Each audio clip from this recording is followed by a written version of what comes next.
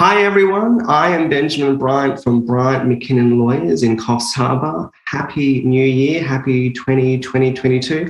Hopefully everyone's nice and rested and they're ready to get back to the coalface and get on with it. I'm here to spruik the recent episode of our podcast, The Family Matters Show. As our regular listeners would be aware, normally I'm joined by my business partner, Heather McKinnon. Heather is not here. We've just finished recording the show, but she actually had to jump in and start an appeal. So sucked into her, but I've got you, you've got me. We've also got Elisabeth Shaw here, who is the CEO of Relationships Australia New South Wales. Hello, Elisabeth. I can see you on the screen now. Hopefully you can still see me. Absolutely. Hi. Excellent. Elisabeth, what we're going to do now is just have a quick chit-chat about the show that we just wrapped up recording. It was a great show. We call it Do I Stay or Do I Go? And boy, did we get into the complexities and the layers of relationships and how difficult it can be to separate. It was such a good show, and I reckon it's going to be one of our best. Obviously, Bryant McKinnon Lawyers, we are a family law specialist firm, and within your role, you've been a family law specialist yourself. So can you explain to our listeners who don't know who you are, Elisabeth, or perhaps haven't had an interaction with Relationships Australia, who you are and what you do?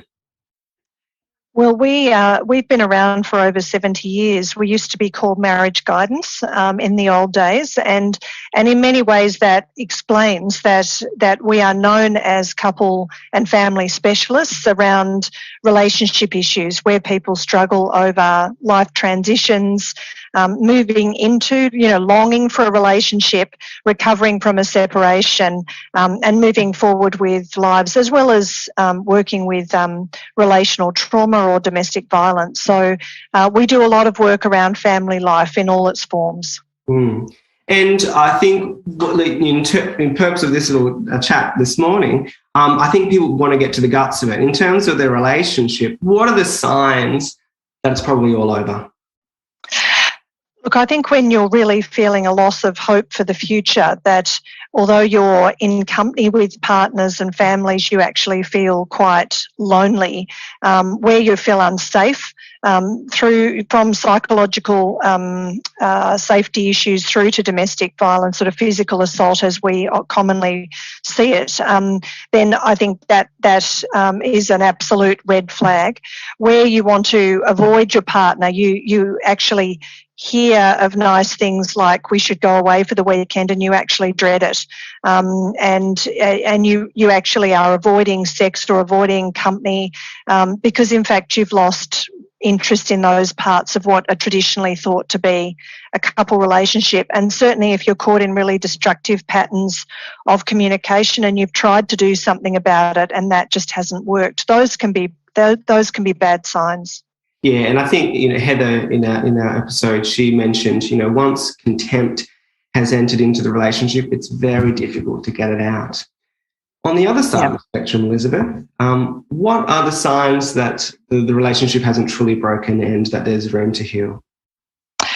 If you really don't have a history of having talked together about the issues, you might have talked a lot in your own head.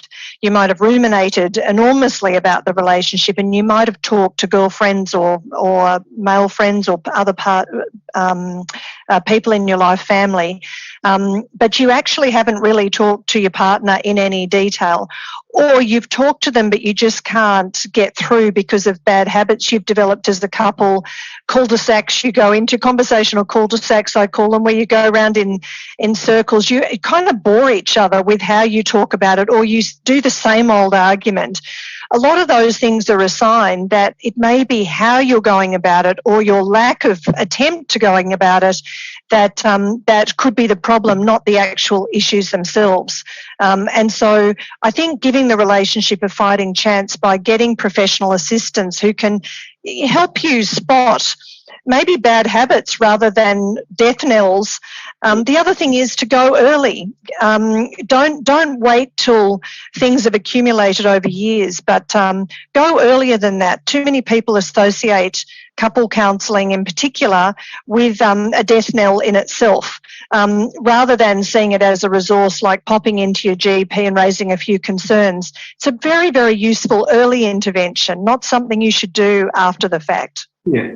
And Elisabeth, I know one thing that struck me, in our conversation this morning was when you were speaking about, it's okay to have a difference of opinion. It's okay to have a different view of climate change or COVID-19 vaccination status or whatever, but it's how you canvass the problems, it's how you explore those things. That's really the key. And Elisabeth, with people with children, okay, a lot of people say they were sticking around for the children, but it's really interesting, our discussion of what that actually means for the children and what different forms of harm can look like.